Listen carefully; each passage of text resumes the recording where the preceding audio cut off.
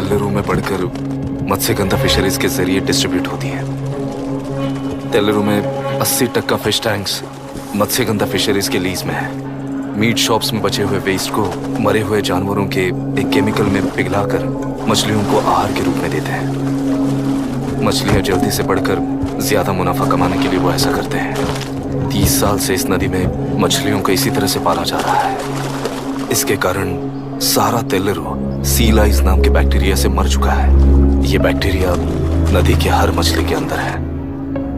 काफी हद तक हमारे खाने से पहले ही वो बैक्टीरिया मर जाता है, पर कुछ रेयर केसेस में वो जिंदा बच जाते हैं और डायरेक्टली ब्रेन पर अटैक करते हैं। इस बीमारी से आने वाले हर पेशेंट में ये बैक्टीरिया पाया गया है। पंछियों की संख्या कम होती जा रही थी, तो पंछी ही है ना ये समझकर ध्यान नहीं दिया। पंछियों को जीवन ना देने वाली नदी इंसानों को जीवन कैसे दे पाएगी? आसपास के लाखों एकड़ खेत बर्बाद होने का कारण और किसानों की आत्महत्याओं का कारण भी ये पोल्यूशन ही है। सिर्फ नाम के लिए ये अच्छे नदी का पानी है, पर यह पानी पीने के या उपयोग करने के लायक नहीं है। ये गंदगी आसपास के लाखों जिंदगियों को इन्फ्लुएंस कर रही है और इसे निगलेक्ट करके बैठना एक जिंदा लाश के जैसा है।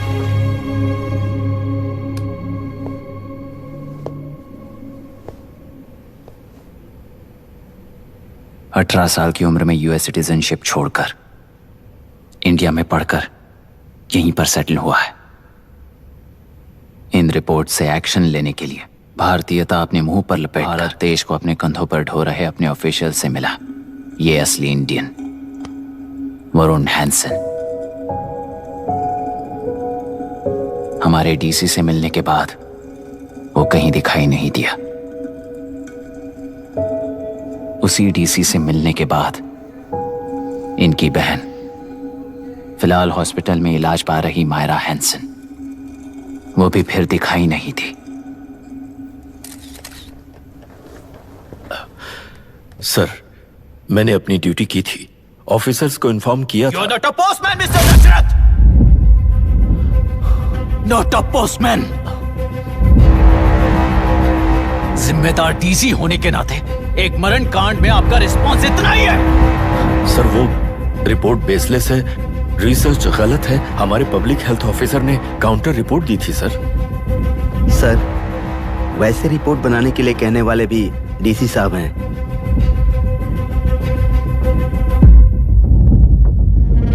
ऐसा करने के लिए मुझे भी ऊपर से ऑर्डर आया था sir. As of now, you both are suspended and are under investigation.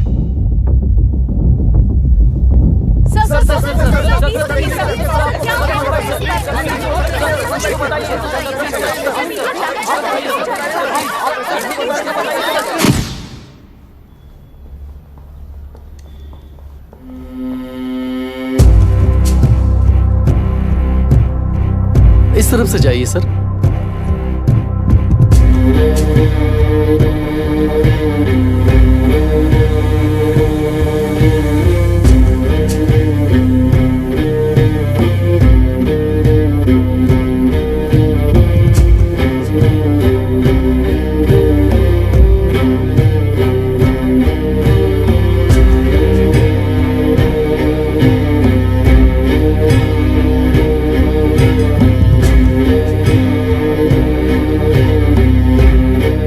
Nietzsche और डार्विन की दुनिया में बापू और हल्दनकर।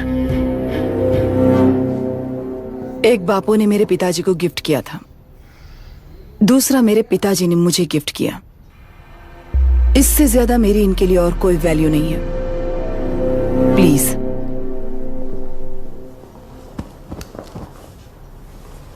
बोलिए।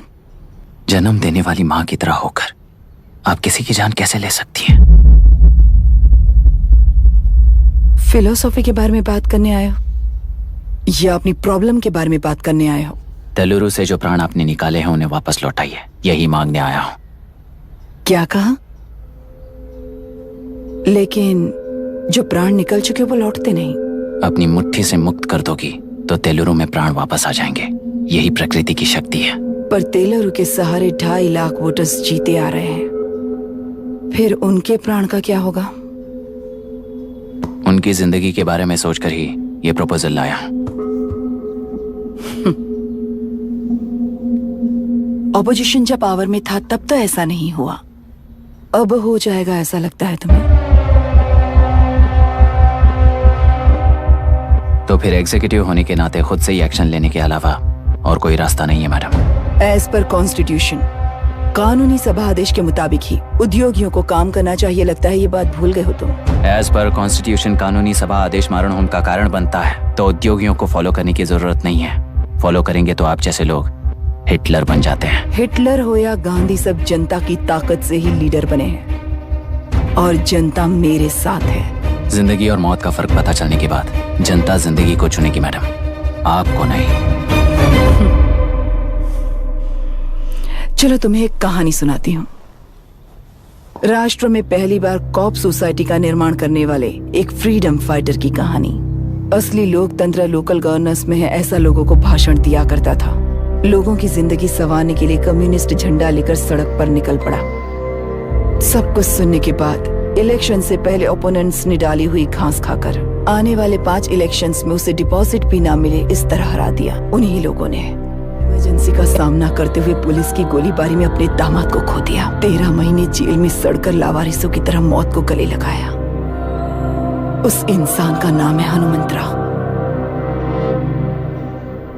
उनकी बेटी का नाम है विशाखावाणी। पिता की लाश को चिता देते वक्त गर्भिणी थी। उस दिन उसने चिता को आग लगाई, अपने पिता की लाश को नहीं, बल्कि पिता के अंदर समाई सच्चाई को आग लगाई और उनकी लाचारी को। उस आग को अपने सीने में रखकर, अपने पिता को हराने वाले तंत्र को अपनी मुट्ठी में रखकर जीतते हुए जी रही हूं आज। मतलब जनता को उल्लू बनाकर जीना ही आपका तंत्र है? एक कार्टूनिस्ट के बनाए हुए घटिया कार्टून को प्रिंट करने से मना करने वाले एक तमिलियन पर गुस्से से बॉम्बे से साउथ इंडियंस को मारकर भगाकर प्रजानायक बना और उसके कुछ साल बाद तक नॉर्थ इंडियंस को अपने राज्य से भगाकर राजकीय शक्ति बन चुका था। वो फैसिस्ट फैमिली आज उस राज्य की रूलिंग पार्टी है। जाति के नाम पर हमारे देश को अलग अलग करने वाला हर एक गधा एक नायक है। सब्सिडी के जरिए सबको आलसी बनाने वाली हर पार्टी एक रूलिंग पार्टी है। जहां अज्ञान इकट्ठा होता है वहीं धोखा पैदा होता है। कलेक्टर, मौत क्या है और जिंदगी तुम समझाओगे तब भी वो नहीं समझेंगे। तुम्हारी आंखें गंदी नदी को देख सकती हैं और मेरी आंखें पूरे मैले समुंदर को देख रही हैं। डार्विन के कहने के मुताबिक बंदर ही आगे चलकर इंसान बना है। किसी भी लोकतंत्र में at any given point of time 80% voter अभी भी बंदर हैं। इस होशियार माइनॉरिटी के पास, उस बेवकूफ बंदर के पास एक ही पावर है, वोट। और ऐसी व्यवस्था से क्या मिलेगा अराजकता के अलावा? उनमें से जो भी उस बंदर को चालाकी से सिखाएगा वही उस पिरामिड पर होगा। और इसीलिए चाहे कोई भी डेमोक्रेसी फंक्शन हो, तुम्हारा जो इशू है उस पर मेरा इक्वेशन सिंपल है। नदी के कारण बाधित हुए लोग केवल 1 लाख हैं और लाभ पाने वाले वोटर्स की संख्या 2.5 लाख है।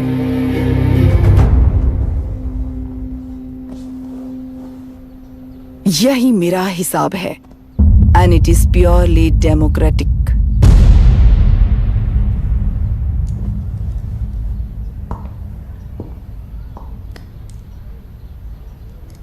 इस होल थियरी में आप एक छोटा सा लॉजिक मिस कर गई मैडम। इंसान यहां से यहां तक चेंज तो हुआ है, करेक्ट है, पर इस चेंज को चलाने वाली एक शक्ति है, कॉन्शियंस, मनस्साक्षी। आज आपके सामने खड़े होकर सवाल पूछने वाला मनस्साक्षी। इस वर्जन से नेक्स्ट वर्जन के इंसान में बदलने के लिए आपको 1 हफ्ते की मोहलत देता हूं। अगर तब तक आपके मन में बदलाव आया तो उस रास्ते पर हम एक साथ चलेंगे, वरना इसी पहाड़ से नीचे गिरकर चरित्रहीन हो जाएंगे आप, बिल्कुल हिटलर की तरह। एंड बाय द वे, मेरी फिलॉसफी आपके पढ़ी हुई डार्विन नीचे नहीं सिखाई हुई है, पर आपको उन परिणामों की खबर नहीं है और मैं उन परिणामों को देख रहा हूं। थैंक्स फॉर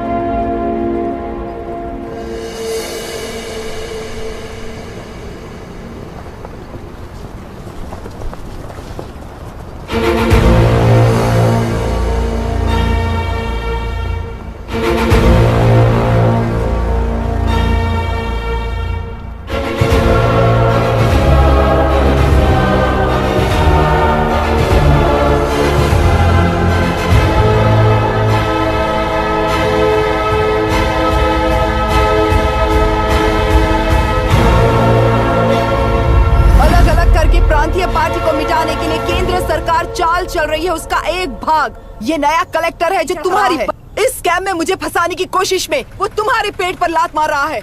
इस पल से मत्स्य गंधा फिशरीज मेरा नहीं है, तुम्हारा है।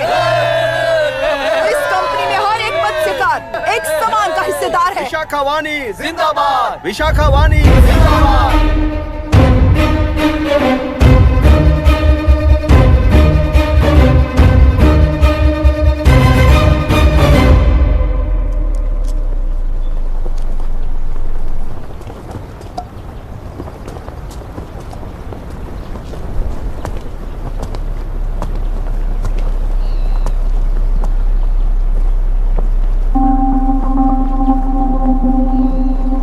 आप गुस्से से रास्ता रोकोगे ये जानते हुए भी आया हूं, क्योंकि इस नदी पर आप सभी का हक है। पर अभी भी क्या वो नदी आपकी ही है? 40 साल पहले आसानी से यहां मछलियां पकड़ रहे थे, तब तक वो नदी आपकी थी। पर जब जीवन देने वाली इस नदी को लीज पर छोड़ दिया गया, उसी दिन ये आपके हाथों से निकल गई। या फिर मुझे बताइए, आपने इससे क्या पा लिया? एक के काम पर चार खाते हुए अपनी बढ़ोतरी में आप ही अड़चन बन रहे हो। अपना आलसीपन यहां लेटा कर रखे अपने बच्चों को भी विरासत में दे रहे हो। इस बांध को टूटने से नुकसान आपका नहीं होगा, आपको इस चक्र में फंसाकर आपसे 10 गुना ज्यादा कमाने वाले इस सोसाइटी के प्रेसिडेंट्स आपसे हजारों गुना ज्यादा कमाते हुए आपके भविष्य पर सिंहासन डालकर बैठी हुई वो नियोक्ता है। आपका डर, अज्ञान, मासूमियत, विश्वास ही उसके सिंहासन हैं। उस सिंहासन को बचाने के लिए, अपने गुनाहों को छिपाने के लिए आज आप सभी को उस कंपनी में भागीदार बनाया गया है, पर उसका लाभ कभी भी आपको नहीं मिलेगा। यही सच है। इस नदी में क्या हो रहा है आप जानते हो, वो गलत है ये भी जानते हो, पर उस जाल से निकलकर बाहर देखने के लिए डरते हो। किस लिए डरते हो? आखिर किस लिए डरते हो? आलस के लिए या अन्याय के लिए? 100 साल पहले वेंगी राज साम्राज्य को बचाने के लिए ओडिशा से आए वीर हैं तुम्हारे दादा और परदादा। तुम्हारी तरह हर बात और बदलाव के लिए वो तो नहीं डर गए थे ना। एक बार डर नाम के इस बांध को तोड़ कर देखिए, उस सिंहासन के पैर टूटेंगे, इस मां की हथकड़ियां खुल जाएंगी। तेलुरु में एक बार फिर जान आएगी, तुम्हारे साथ साथ उन किसानों को भी जिंदगी मिलेगी। आसानी से मछलियां पकड़ने की शक्ति आप सब में है। कुल वृत्ति के आगे आपके बच्चे भी अपनी शक्ति के मुताबिक आगे बढ़ेंगे। मैं यहाँ आया इस नदी के लिए ही नहीं, बल्कि आपके भविष्य और आपके बच्चों के भविष्य को भी बचाने आया हूं। तो अब रोकोगे या रास्ता दोगे, मर्जी आपकी है, पर आपकी इजाजत के बिना यहां से एक कदम भी आगे नहीं बढ़ाऊंगा और एक बांध भी नहीं तोड़ूंगा।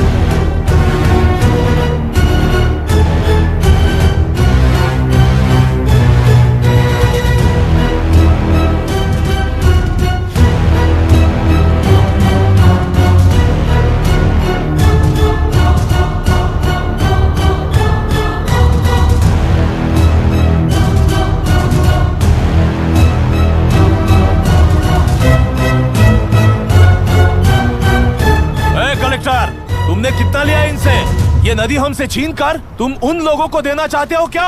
अबे घोंचू, और कितने साल तुम्हारी चलेगी? हाँ, आओ देख लेते हैं। चलो रे, मार देते हैं इन्हें, छोड़ेंगे नहीं किसी को, जान से मार देंगे।